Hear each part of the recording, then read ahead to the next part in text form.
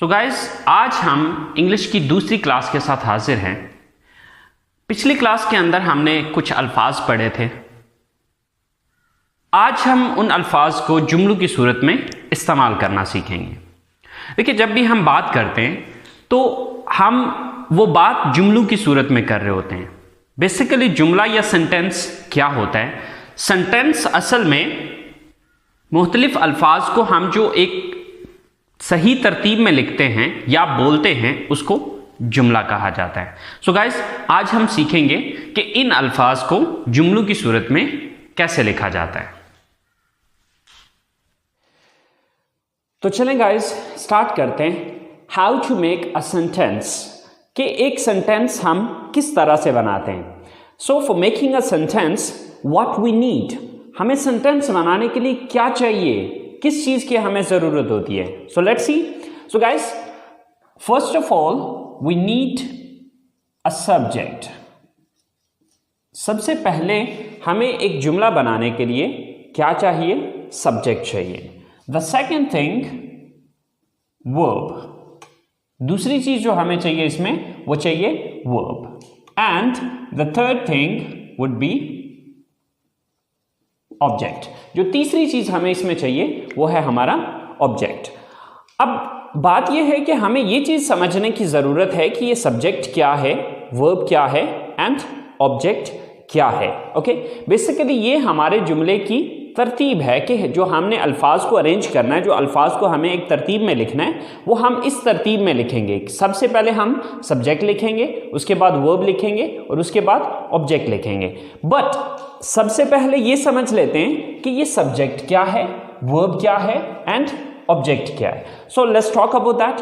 तो सबसे पहले हम ये समझते हैं कि सब्जेक्ट क्या चीज है। So guys, subject is a word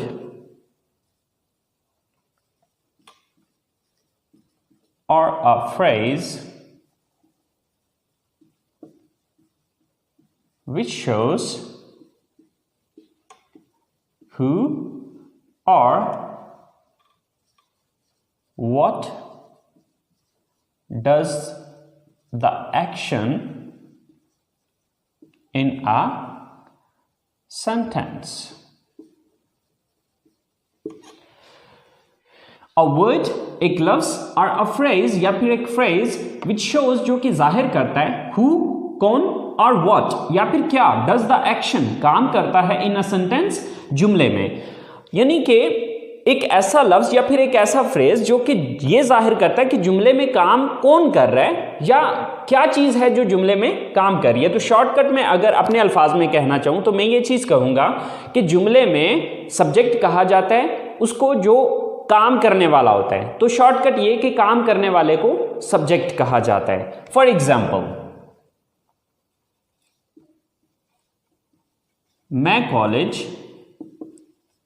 जाता हूं। अब ये एक सेंटेंस है या ये एक जुमला है। अब इस जुमले में मुझे ये देखना है कि ये काम कौन करता है। मैं कॉलेज जाता हूं, तो ये काम कौन करता है? कॉलेज कौन जाता है? मैं जाता हूं। तो मैं यहां पर क्या है? सब्जेक्ट है। सेम लाइक दैट,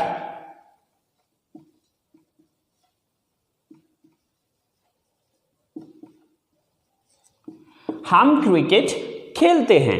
अब हम क्रिकेट खेलते हैं, इस जुमले के अंदर ये काम कौन करता है? क्रिकेट कौन खेलता है? हम खेलते हैं। सो हम यहां पर सब्जेक्ट है।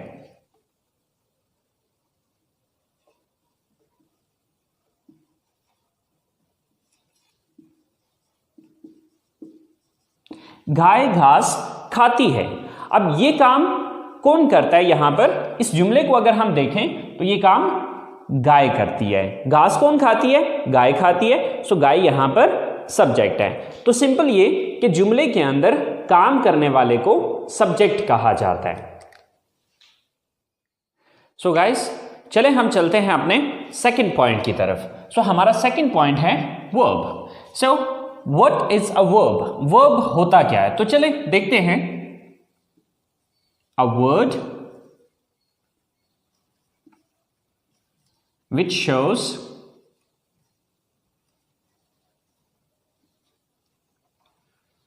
the action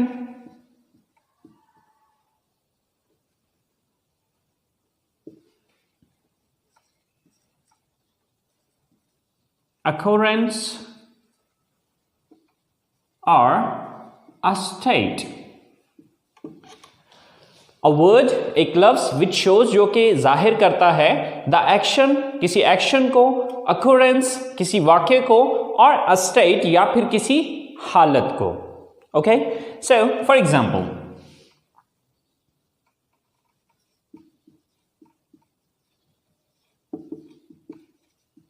मैं कॉलेज जाता हूं. सो यहां पर काम करने वाला कौन है?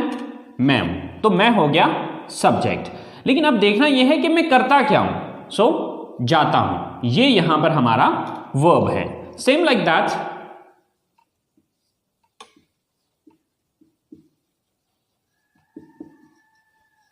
हम क्रिकेट खेलते हैं. ये काम कौन करता है? हम करते हैं. तो हम हो गए सब्जेक्ट. अब हम करते क्या हैं? खेलते.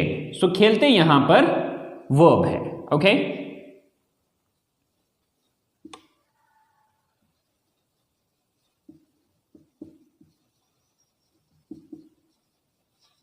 आप इंग्लिश सीखते हैं. ये काम कौन करता है?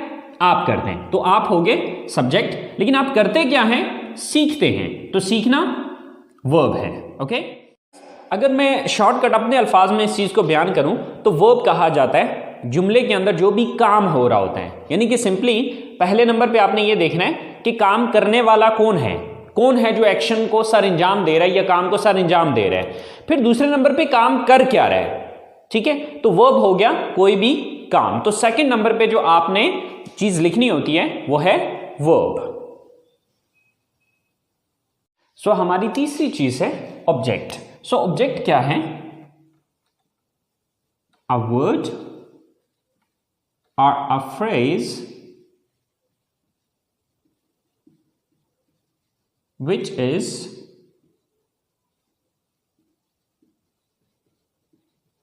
affected by the action of a verb. A word, एक लफ्ज और अ फ्रेज या फिर एक phrase which is affected by the action of a verb, जिस पर किसी वर्ब का या किसी काम का असर हुआ होता है. तो यानी कि शॉर्टकट अगर मैं अपने अल्फाज में समझाऊं तो जिस चीज पर काम वाकया हो रहा होता है उस चीज को ऑब्जेक्ट कहा जाता है. मिसाल के तौर पे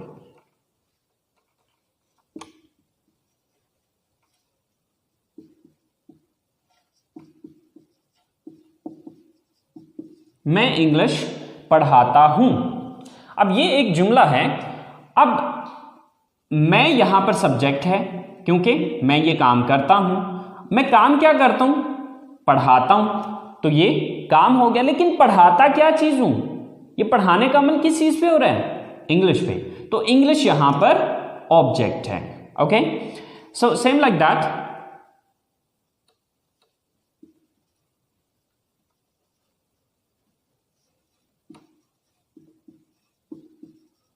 गाय घास खाती है. सो ये काम कौन करता है? गाय करती है. सो गाय सब्जेक्ट है. काम क्या करती है? खाती है. सो ये वर्ब है.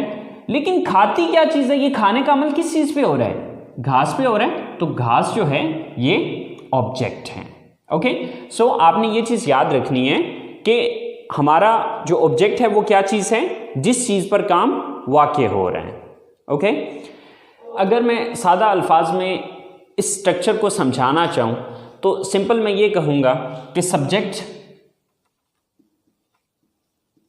काम करने वाला, वर्ब काम, एन ऑब्जेक्ट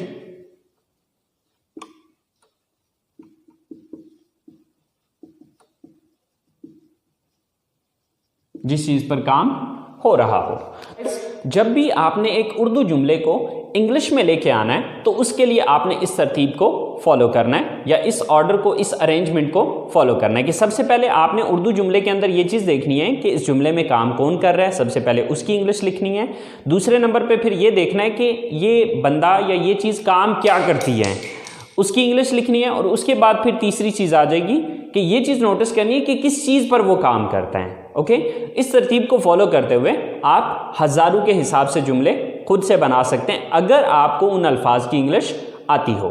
तो चलें गाइस, कुछ एग्जाम्पल्स देखते हैं, कुछ उर्दू स्टेटमेंट्स बनाते हैं और उनको इंग्लिश में ट्रांसलेट करके देखते हैं। तो सो गाइस शुरू करते हैं। ये हमने कुछ 4-5 स्टेटमेंट्स लिखी हैं। अब इन स्टेटमेंट्स को हम इंग्लिश में ट्रांसलेट करके देखते हैं। सो गाइस हमने फॉलो करना है इस स्ट्रक्चर को। ओके, तो अब देखिए कि सबसे पहले हमें क्या लिखना है। अब इस जुमले को हम इंग्लिश में ट्रांसलेट करना चाह रहे हैं, तो सबसे पहले हम ये चीज़ देखेंगे कि इसमें सब्जेक्ट कौन है। सब्जेक्ट किसको कहते हैं? काम करने वाले को। मैं किताब पढ़ता हूँ, तो अब इसमें सबसे पहले मैं ये नोटिस करूँगा कि ये काम कौन करता है इस जुमले में। तो ये किताब कौन पढ़ता है? तो किताब कौन पढ़ता है? मैं पढ़ता हूँ। तो मैं की इंग्लिश सबसे पहले लिखी जाएगी। तो मैं की इंग्लिश क्या है?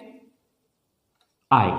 ओके, इसके बाद सब्जेक्ट मैंने लिख दिया। इसके बाद दूसरी चीज आ जाएगी वर्ब। वर्ब किसको कहा जाता है? काम को कहा जाता है। तो अब देखना यह है कि मैं काम क्या करता हूं। तो मैं पढ़ता हूं। मैं किताब पढ़ता हूं, तो मैं काम कौन सा करता हूं? पढ़ता हूं। तो अब दूसरे नंबर पे जो मुझे इंग्लिश लिखनी होगी वो पढ़ना की इंग्लिश है। तो पढ़ना की इंग्लिश क्या है? रीड। I read. दो चीजें होगी। अब तीसरी चीज कि पढ़ता क्या हूं, ये पढ़ने का अमल किस चीज पे हो रहा है। अब देखिए इसकी इंग्लिश में लिख चुका हूं, इसकी इंग्लिश भी हो चुकी है। तो ये पढ़ने का अमल किस चीज को पढ़ा जा रहा है? किताब को पढ़ा जा रहा है। तो किताब की इंग्लिश तीसरे नंबर पे आ जाएगी। तो किताब की इंग्लिश होती है बुक। तो आपकी यही स्टेटमेंट जो आप उर्दू में ये कह रहे हैं कि मैं किताब पढ़ता हूं, इंग्लिश में ये होगा I read book. Okay, same like that the next statement is हम खाना पकाते हैं। तो अब सबसे पहले हम इसमें ये देखेंगे कि काम करने वाला कौन है, ये काम कौन करता है। तो ये काम करता है हम की इंग्लिश क्या होती है? वी। ओके, सेकंड नंबर पे आ गया काम। कि अब हमें ये देखना है कि ये काम हम करते क्या हैं, क्या काम करते हैं। इस जुमले के अंदर हम काम क्या करते हैं? पकाते हैं। तो पकाना की इंग्लिश क्या होती है? कुक। We cook. ओके, पकाते क्या चीज है? ये काम किस चीज पे हो रहा है? तीसरी चीज है ऑब्जेक्ट। ठीक है, तो पकाते किस चीज को है? खाने को। We cook the food. Okay, so your statement is complete. हम खाना पकाते हैं। In English we cook the food. हम खाना पकाते हैं। Same like that we move to third statement. और थर्ड स्टेटमेंट इज आप इंग्लिश बोलते हैं। सो सबसे पहले ये देखना है कि ये काम कौन करता है। सबसे पहले सब्जेक्ट देखना है, काम करने वाला कौन है? आप है। आपकी इंग्लिश क्या है? यू। ओके, काम क्या करते हैं? बोलते हैं। Sir speak. थर्ड थिंग कि बोलते क्या है? English. Sir English. So your complete statement is you speak English. वो कपड़े खरीदती हैं, मतलब वो काम कौन करता है? वो, यानी कि वो ज्यादा है, वो लेडीज हैं, वो लड़कियां हैं। सर वो जमा की इंग्लिश क्या होती है? they। फिर काम क्या करती हैं? वो खरीदती हैं, buy। they buy। खरीदती क्या चीज है? कपड़े। sell clothes। they buy clothes। वो कपड़े खरीदती हैं। Same like that the last statement is Asim और आमिर क्रिकेट खेलते हैं। सो काम कौन करता है? आसिम एंड आमिर। आसिम एंड आमिर, ये दोनों काम करते हैं। सो सबसे पहले हमने सब्जेक्ट लिखा, देन काम क्या करते हैं? खेलते हैं, प्ले। क्या चीज खेलते हैं? Cricket. So, Asim and Aamir play cricket. Asim और आमिर क्रिकेट खेलते हैं। सो गाइस, आपने मेन आपकी ये स्ट्रक्चर है। If you understand this thing, this is really really important. ये बहुत इंपॉर्टेंट चीज है। अगर आप इस चीज को अंडरस्टैंड कर लेते हैं तो हजारों के हिसाब से जुमले आप खुद से बना सकते हैं। It's not difficult, it's very simple, very easy. Okay, if you understand this thing, this is the main point. ये हमारा मेन पॉइंट है। और अगर आप इस चीज को समझ जाते हैं तो आप आसानी से हजारों के हिसाब से जुमले बना सकते हैं, अगर इन अल्फाज की आपको इंग्लिश आती हो। ओके, सो गाइस, आज हमने सीखा कि एक सिंपल सेंटेंस बनाने के लिए हमें किन चीज़ों की ज़रूरत होती है? तो हमने समझा कि हमें 3 चीज़ों की ज़रूरत होती है। Number 1 subject, number 2 verb and number 3 object. Subject मैंने बताया कि काम करने वाले को सब्जेक्ट कहा जाता है। ये आपकी सबसे पहली चीज़ है जो आपने उर्दू से इंग्लिश में ट्रांसलेट करते हुए सबसे पहले नंबर पे रखनी है। दूसरे नंबर पे आ जाएगा वर्ब। वर्ब कहा जाता है किसी भी एक्शन या किसी भी स्टेट को, मतलब किसी भी काम को आप सिंपल अपने अल्फाज में काम कह सकते हैं। कि देखना ये है कि जो काम करने वाला है वो काम क्या कर रहा है। और फिर तीसरे नंबर पे ऑब्जेक्ट, यानी कि ये काम किस चीज़ पर हो रहा है। बस ये तरतीब आप अपने जहन में रखें और इस तरतीब को मद्देनज़र रखते हुए आप हज़ारों स्टेटमेंट्स आसानी से खुद से बना सकते हैं। सो गाइस, ये आप लोगों का होमवर्क है। 10 स्टेटमेंट्स हैं जो कि एज अ होमवर्क मैं आप लोगों को दे रहा हूँ। ओके, सबसे पहली स्टेटमेंट है हम किताबें खरीदते हैं। नंबर 2 वो म्यूज़िक सुनते हैं। नंबर 3 आप फिल्में देखते हैं। नंबर 4 मैं बर्गर पसंद करता हूँ। नंबर 5 हम चाय पीते हैं। नंबर 6 आप कंप्यूटर इस्तेमाल करते हैं। नंबर 7 मैं फुटबॉल खेलता हूँ। नंबर 8 आप उर्दू बोलते हैं। नंबर 9 अली और साकिब कॉलेज जाते हैं। और नंबर 10 हम जूस पीते हैं। सो गाइस, ये 10 स्टेटमेंट्स आपने अपने तौर पे कोशिश करनी है, खुद से आपने इन स्टेटमेंट्स को बनाना है और बना के इनको बोलने की कोशिश करनी है। बिकॉज स्टेटमेंट्स लिखना अलग चीज़ होती है, इनको बोलना एक अलग चीज़ है। सो हम बात कर रहे हैं स्पीकिंग की। ओके, सो आप जितना ज़्यादा आप इन अल्फाज को, इन जुमलों को अपनी ज़बान से अदा करेंगे उतना ज़्यादा आपकी रवानी बनती चली जाएगी। सो गाइस, कल ये स्टेटमेंट्स मैं खुद भी बना के आपको बताऊंगा, तो आप देख लीजिएगा कि आपने उन स्टेटमेंट्स को कैसे बनाया था और मैंने इन स्टेटमेंट्स को कैसे बनाया है। अगर कोई थोड़ी बहुत मिस्टेक हो गई है, डजंट मैटर, स्टार्ट है, स्टार्ट में डेफिनेटली थोड़ी बहुत मिस्टेक्स होंगी, बट कोई मसला नहीं है। आपने कोशिश करनी है अपनी तरफ से इस काम को करने की, and with the passage of time इंशाल्लाह आप अपने अंदर चेंजेस देखेंगे कि आप इस चीज़ को इम्प्रूव कर रहे हैं। सो गाइस, उम्मीद करता हूँ आपके आज के लेसन को आप लोगों ने एंजॉय किया होगा, एंड इंशाल्लाह ज़िंदगी रही तो मुलाकात होगी आपसे अगले लेसन के साथ। Wish you all the best. So अल्लाह हाफिज़।